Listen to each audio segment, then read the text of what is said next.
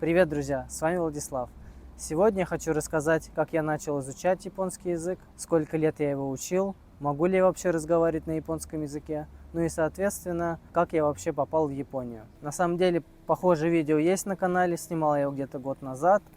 Там я рассказывал, как я получил свою первую работу в Японии. Вот это же видео будет немного пораньше. Здесь я расскажу немного про свое детство, как поступил в университет, как начал изучать японский язык, ну и, соответственно, как потом уже попал в Японию. Это видео я разделил на 3 части, чтобы вам было удобнее слушать и понимать, какие этапы я прошел. Ну давайте сразу же начнем с первой части, как все началось и откуда же у меня появился интерес к Японии.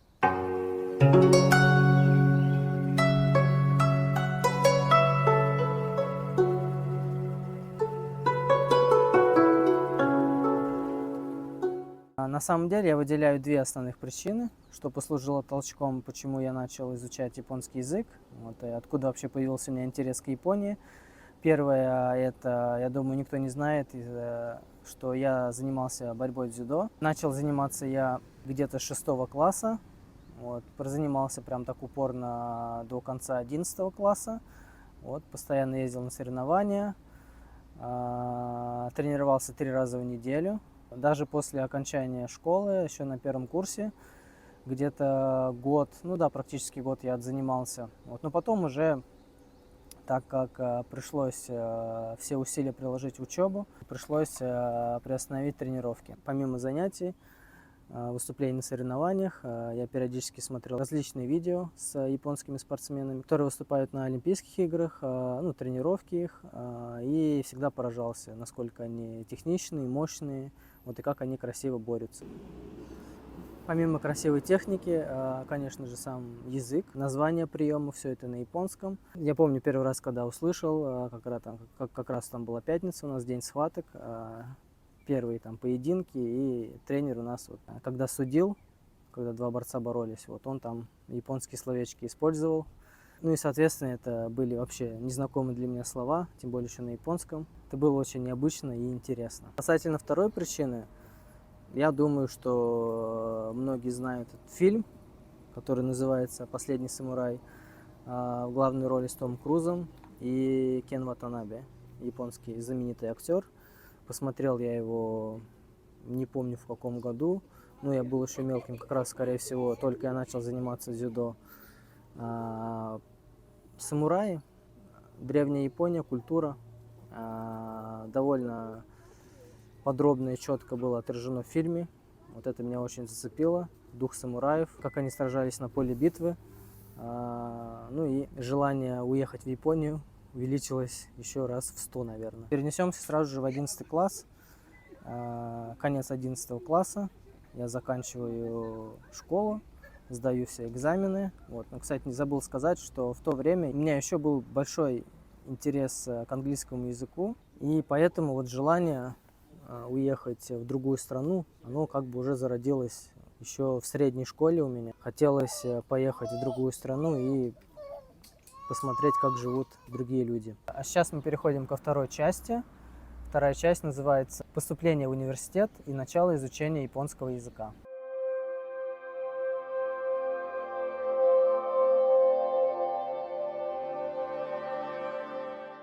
Сдаю я все экзамены в 11 классе. И встает вопрос, куда же идти поступать. На самом деле уже, по сути, я определился в классе 9, чем я хочу заниматься. То есть это в любом случае продолжать изучать иностранный язык, английский. Вот, ну, может быть, еще какой-нибудь начать. Вот. Ну, хотя, да, как бы такого прям горячего желания начать изучать японский язык, его еще не было. Но я вообще даже не представлял, что где-то у нас там в Астрахани, в Волгограде можно изучать японский язык. Я как бы даже не думал об этом. Поэтому больше, конечно же, думал, что по окончанию школы я продолжу изучать более так серьезно, это английский язык. Поехали мы в Волгоград, подали документы в пару университетов. Почему-то так получилось, что подались мы на китайский язык. Как вообще на китайский язык меня занесло, я даже не понял. Специальность педагога, именно учитель китайского языка. Большой радости пройти туда на бюджет у меня не получилось. Специальность учителя китайского языка накрылась. Вот. И далее мы поехали уже в Астрахань, и в Астрахань еще подали документы в Астраханский государственный университет, АГУ. Тоже самая специальность, педагог. Ну там не только педагог, там было, в общем, двухпрофильное образование. Педагог по специальности, еще и переводчик. Там уже было намного поинтересней, потому что было больше возможностей, больше языков, которые можно было начать изучать. В то время, по-моему, были языки это такие, как итальянский, китайский, опять же, фарси, английский, японский и, по-моему, еще какой-то, не помню. При подаче документов нужно было выбирать основной язык. Мне очень нравился английский язык, сразу уже подумал, что надо на английский подавать. Вот. Но в последний момент просто мне мой отец говорит, что ты, сколько уже лет занимаешься дзюдо, зачем тебе английский, там есть японский язык. Я так еще подумал, говорю, как бы японский язык, ну да, конечно, это круто, но как мне изучать? Мне казалось, что я вообще, английский, да, согласитесь, что английский, он не такой-то и сложный язык, тем более начинаем его учить с младшей школы, он как бы более ближе, да, к нам. А тут японский вообще даже не укладывалось в голове. Вот. Но в конце концов, в последний момент я решаюсь, что основной язык будет японский язык. Подаем документы. После какого-то времени мне говорят, что все, ты поступил, на бюджет прошел. Параллельно можно изучать второй иностранный язык. И, соответственно, конечно же, я выбираю английский. После всего этого я, конечно же, был прям рад. Мне казалось, круто, офигеть, я буду учить японский язык. Но немного было страшно, конечно. Я думал, что я вообще тупой, что мне не хватит мозгов и меня выкинут с первого курса. Ну и вот, получается, я поступаю в университет. Это был 2012 год. После первой пары я ухожу из кабинета и понимаю, что это судьба. Не зря я сюда поступил. Не зря все это было. И я начинаю изучать японский язык. На самом деле, в первое впечатление было очень положительное, вообще суперское, крутое, потому что у нас на первую пару пришли два японца. Это были муж и жена. И прикол в том, что, конечно же, там был и преподаватель русский, кто преподавал японский язык, но она была русская. Она все объяснила, как будет происходить пара. И просто она потом выходит, и нас оставляют с этими двумя японцами, которые по-русски вообще никак не разговаривают. И всю пару они нам начинают по-японски пытаться объяснить что-то. Конечно же, мы просто сидели там, офигевали, ничего не понятно, ну капец как интересно. Как мы начали вообще изучать японский язык, соответственно, это были определенные пары по грамматике, по лексике, по иероглифике, по истории Японии. Это основные я выделил, там, конечно же, еще были другие. Больше всего я ненавидел пару по иероглифике, потому что я вообще не понимал, как эти иероглифы писать. Даже там какой-то простой иероглиф я не мог написать, помню, никак у меня не получалось. И помню, всегда на меня ругались преподаватели. Что еще сказать по первому курсу? Было тяжело именно первые полгода до первой сессии, потому что были эти базовые дисциплины, такие как педагогика, лексикология, философия, история Астраханского края. Хотя это был классный предмет, там препод был вообще интересный чувак. А именно эти лексикологии вообще я не любил. Приходилось очень много информации получать, записывать, по выходным ходить в библиотеку, готовиться к парам. Это я вообще ненавидел этот предмет. Педагогика тоже была довольно сложная. Тоже очень много информации, различные методы преподавания, умение общаться с учениками. Больше всего мне, конечно, нравились же пары японского, и английского языка. Английский, хоть и препод был у нас очень строгий, все равно мне нравились пары, потому что была возможность читать, говорить, делать различные презентации на английском, рассказывать про это все. Поэтому именно сам процесс изучения языка. Касательно японского, могу сказать, мы занимались по 2 учебникам. Я думаю, кто изучает японский язык, знает такой учебник, как Minna no Nihongo. Очень классный учебник, легок в изучении, большое количество примеров. Грамматика предоставляется в таком, как бы я бы сказал, упрощенном виде и несложно изучать. Второй учебник, который мы использовали на занятиях, это был учебник Нечаевой. Тоже довольно простой и интересный учебник. Все описание грамматики и так далее было на русском языке. Поэтому, именно на первых курсах, да, когда ты еще по-японски читать не умеешь, по нему было заниматься довольно просто. Помимо этого, у наших японских преподавателей, у них были свои учебники, которые они привезли из Японии.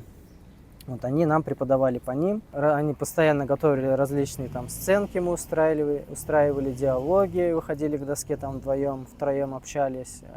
Поэтому пары именно с японцами проходили довольно весело и интересно. В те года, я не знаю, как сейчас, в те года наш универ заключил контракт с японским университетом, который находится в Йокогаме, на программу по обмену студентами. Поэтому каждый год приезжали японские студенты, чтобы изучать русский язык. И, соответственно, туда уже ездили на изучение японского языка, это наши студенты. У меня тоже была возможность ездить по этой программе. Окончание 2-го курса, получается. После Нового года сдал сессию и поехал изучать японский язык в японский университет на полгода. Также особенностью нашего факультета было то, что каждый год в университете проводилось выступление театра, где каждый факультет готовил свое выступление. И так как мы были факультетом японского языка, соответственно, мы готовили наше выступление в японском стиле, который назывался театр кабуки. Японский театр кабуки – это один из традиционных театров в Японии, который основывается на пениях, танцах и на драме. И я там выступал в роли самурая, сражался с катаной, с различными монстрами. Я думаю, выступления тех годов еще остались в университетской группе ВКонтакте. Не знаю, это было давно, может быть, уже и удалили. И поэтому, помимо изучения языка, эти все дополнительные мероприятия, такие как театр, программа обмена, потому что когда приезжали японские студенты, мы постоянно с ними встречались, общались, разговаривали, и уже именно практика с носителем языка, она уже пошла с 1-го курса. Это был большой плюс именно в том, что можно было уже начинать совершенствовать свою практику именно разговорного языка уже с 1-го года обучения. Получается, 5 лет подходит к окончанию, завершению моей учебы в университете. Защищаю свой диплом, получаю его. И теперь самый интересный этап – это окончание университета и начало поиска работы.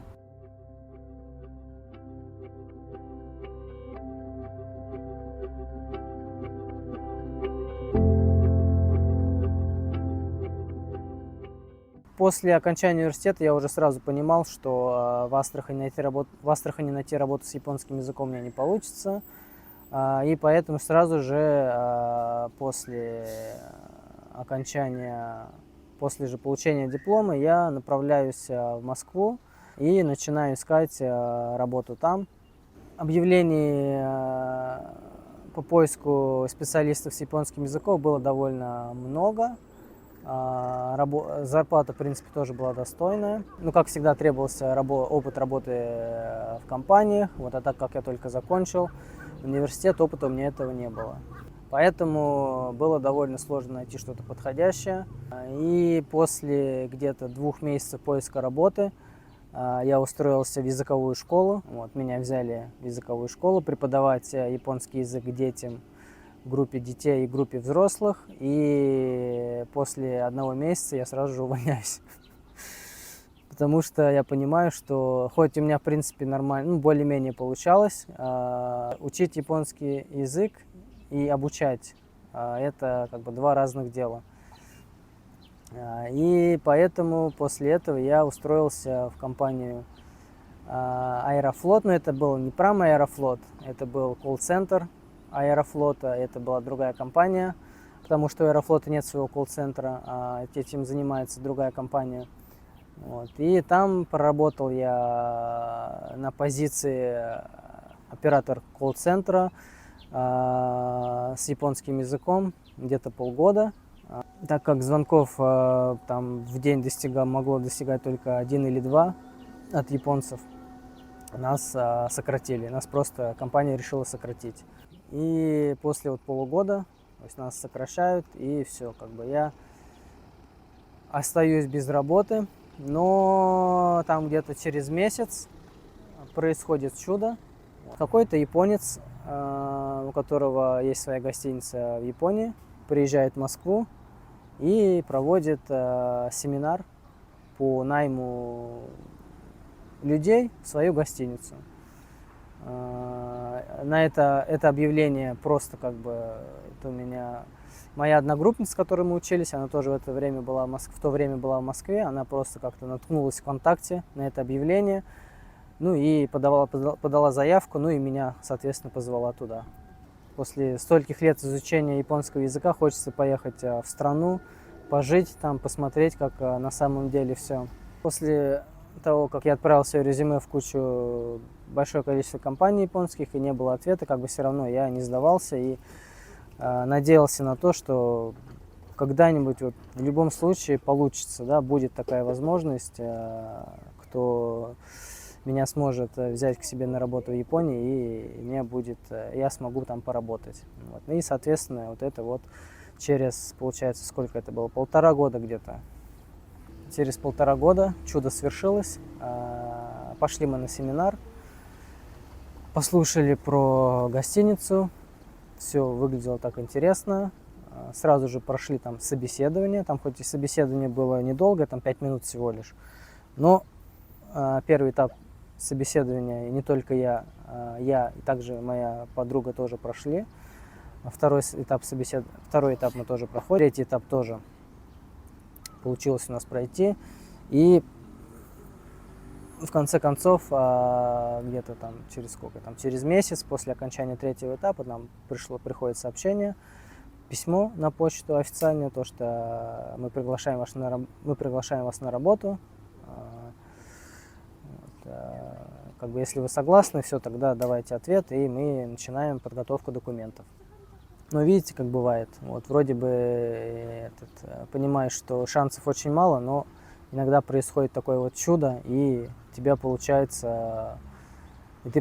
то, что хочешь. Ну и, в принципе, получение приглашения на работу, документы на визу оформлялись где-то полгода. Но нас сразу предупреждали, что это будет не быстро, но в любом случае как бы уже цель была достигнута, то, что уже взяли на работу, поэтому оставалось просто как бы полгодика подождать и все, уже переезжать в Японию. Через полгода, это был 2019 год, я переезжаю в Японию и начинаю работать на своей первой работе здесь, в гостинице. И так вот началась моя жизнь в Японии. Ну и на этом моменте я хочу завершить свое видео. Я думаю, иногда полезно делать такого формата видео, именно разговорные, потому что у всех людей, кто переехал в Японию, у каждого своя история. Вот. У меня вот такая вот история. Не забывайте подписываться на канал и ставить лайки. Увидимся в следующих видео. Всем пока!